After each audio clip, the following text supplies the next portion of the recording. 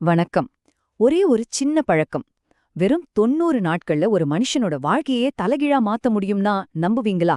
நம்பிக்கையே இல்லாத ஒரு நிலையிலிருந்து தன்னோட விதியையே தானே எழுதுற அளவுக்கு ஒருத்தர் எப்படி உயர்ந்தாரு? வாங்க, அந்த சக்தி வாய்ந்த காலை 5 மணி ரகசியம் என்னன்னு தெரிஞ்சுக்கலாம். யோசிச்சு பாருங்க. என் வாழ்க்கை இனிமே மாறவே மாறாதா, எப்பவுமே இப்படித்தான் இருக்குமான்னு ஒருத்தர் ஒவ்வொரு நாளும் தனக்குத்தானே கேட்டுக்கிட்டா அது எவ்ளோ பெரிய விரக்தியா இருக்கும். அப்படித்தான் தாமஸோட ஒவ்வொரு நாளும் ஆரம்பிச்சது.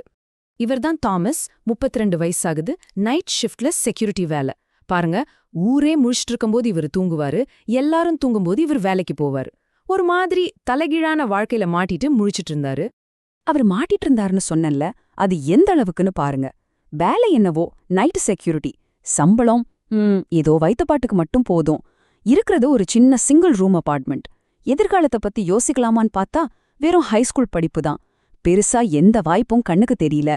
காலையில மத்தவங்கெல்லாம் ஆபீஸ்க்கு கிளம்பி போறத பார்த்துட்டே இவரு தூங்க போவாரு. அத பாக்கும்போதெல்லாம் இந்த உலகத்தோட தாளத்துல இருந்து நம்ம மட்டும் தனியா இருக்கோமேன்னு ஒரு பெரிய வலி அவருக்குள்ள இருக்கும். இந்த தலைகீழான வாழ்க்கையே மிஸ் பண்றோமோன்னு ஒரு உணர்வு, இதுதான் அவரோட மிகப்பெரிய வேதனையா இருந்துச்சு.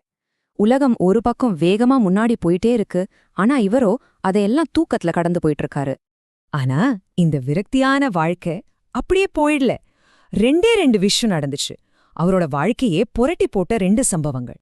அதுல விஷயம் ரொம்பவே எமோஷனலான ஒண்ணு. அவங்க அம்மா மன அழுத்தம், சோர்வு காரணமா திடீர்னு மயங்கி விழுந்துட்டாங்க. ஏதாச்சும் பண்ணியே ஆகணுங்கிற ஒரு கட்டாயம் அப்போதான் அவருக்கு வந்துச்சு. 2வது விஷயம், ஒரு அதிகால நேரத்துல பஸ்ல போகும்போது மிஸ்டர் சன்னுன்னு ஒரு பெரிய பிசினஸ்மேனை தற்செயலா சந்திக்கிறாரு.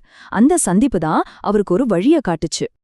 அப்பதான் மிஸ்டர் சன் அந்த ரகசியத்தை சொல்றாரு.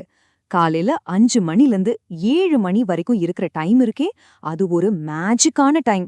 அந்த நேரத்துல தான் உனக்கு வேணுங்கிற வாழ்க்கைய நீ உருவாக்க முடியும்னு சொல்றாரு. இந்த வார்த்தைகள் தாமஸ் மனசுல ஒரு பெரிய நம்பிக்கைய விதைச்சுது. மிஸ்டர் சன் சும்மா அட்வைஸ் மட்டும் பண்ணல.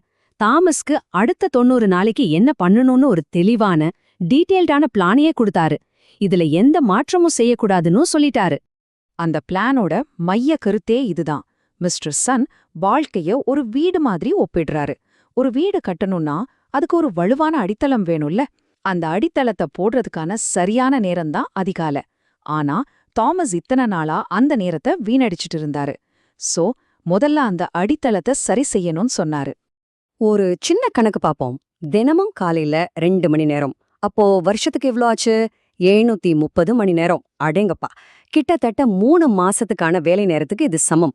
யோசிச்சு பாருங்க, மத்தவங்க தூங்கி வீணடிக்கிற இந்த நேரத்தை மட்டும் சரியா பயன்படுத்தினா எவ்ளோ பெரிய மாற்றத்தை கொண்டு வர முடியும்? சரி, அந்த 2 மணி நேரத்துல என்ன பண்ணும்? பிளான் ரொம்ப சிம்பிள். 1 மணி நேரம், அதாவது 5 மணிலிருந்து 6 மணி வரைக்கும் உங்களோட வருமானத்தை அதிகப்படுத்துறதுக்கான ஒரு ஸ்கில்ல கத்துக்கணும். அடுத்த 1 மணி நேரம் 6லிருந்து 7 வரைக்கும் உங்களுக்காக. அதுல 1/2 மணி நேரம் உடற்பயிற்சி, இன்னொரு 1/2 மணி நேரம் புத்தகம் படிக்கிறது, இல்லன்னா அடுத்த நாள் வேலையை பிளான் பண்றது. பாருங்க, ஒன்னு உங்க பணத்துக்காக, இன்னொன்னு உங்களுக்காக. எவ்வளவு ஒரு அருமையான பேலன்ஸ்! இந்த பிளானை ஃபாலோ பண்றதுக்கு 3 முக்கியமான விதிகள் இருந்துச்சு. இதுல எந்த சமரசத்துக்கும் இடமே இல்ல.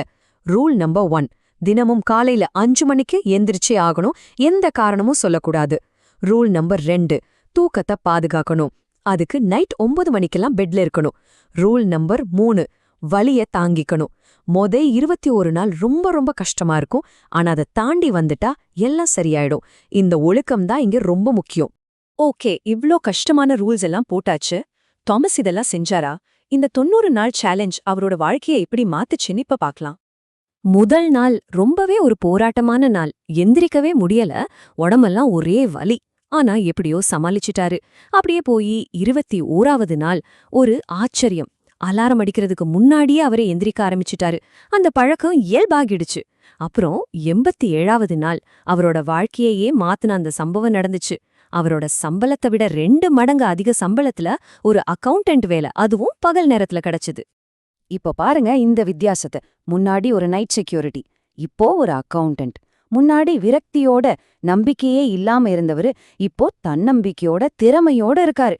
எதிர்காலமே இல்லைன்னு நினைச்சவரு இப்போ தன் எதிர்காலத்தையே தன் கையில வச்சிருக்காரு. எவ்ளோ பெரிய மாற்றம்! 1 வருஷம் கழிச்சு நல்ல நிலைக்கு வந்த பிறகும் தாமஸ் ஒன்னு புரிஞ்சுகிட்டாரு. இந்த காலை 5 மணி பழக்கம்ங்கிறது ஏதோ கொஞ்ச நாளைக்கு மட்டும் பண்ற ஒரு விஷயம் இல்ல. அது அவரோட புது அடையாளமாவே மாறிடுச்சு. அவர் சொன்ன மாதிரி வெற்றிங்கிறது ஒரு இடம் இல்ல, அது ஒரு தினசரி பழக்கம். தாமஸோட கதை நமக்கு ஒரு பெரிய உத்வேகத்தை கொடுக்குது. ஏன்னா இது யாரு வேணும்னாலும் பின்பற்றக்கூடிய ஒரு சிம்பிளான பிளான் தான். சரி, இப்போ இத உங்கள பத்தினதா மாத்தலாம். நீங்க என்ன பண்ணலாம்? இப்போ உங்களுக்கான அந்த 3 ஸ்டெப் சேலஞ்ச். ஸ்டெப் 1, இன்னைக்கு உங்க அலாரத்தை காலையில 5 மணிக்கு வைங்க. ஆனா போனை பக்கத்துல வைக்காதீங்க, ரூமோட இன்னொரு மூலையில வைங்க. ஸ்டெப் 2, நாளைக்கு காலையில அந்த ஒரு மணி நேரத்துல ஒரே ஒரு ஸ்கில்ல கத்துக்கிறதுக்கு முடிவு பண்ணுங்க. எதுவா வேணா இருக்கலாம்.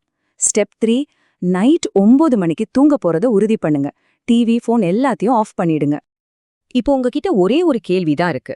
நாளைக்கு காலையில அந்த முதல் 1 மணி நேரத்துல உங்க வாழ்க்கைக்காக நீங்க எதை கட்ட போறீங்க? ஒண்ணு மட்டும் ஞாபகம் வச்சுக்கோங்க, உங்க எதிர்காலம் உங்க வைக்கிற அந்த அலாரத்தோட மறுபக்கத்துல காத்துட்டு இருக்கு. அத ரொம்ப நேரம் காக்க வைக்காதீங்க.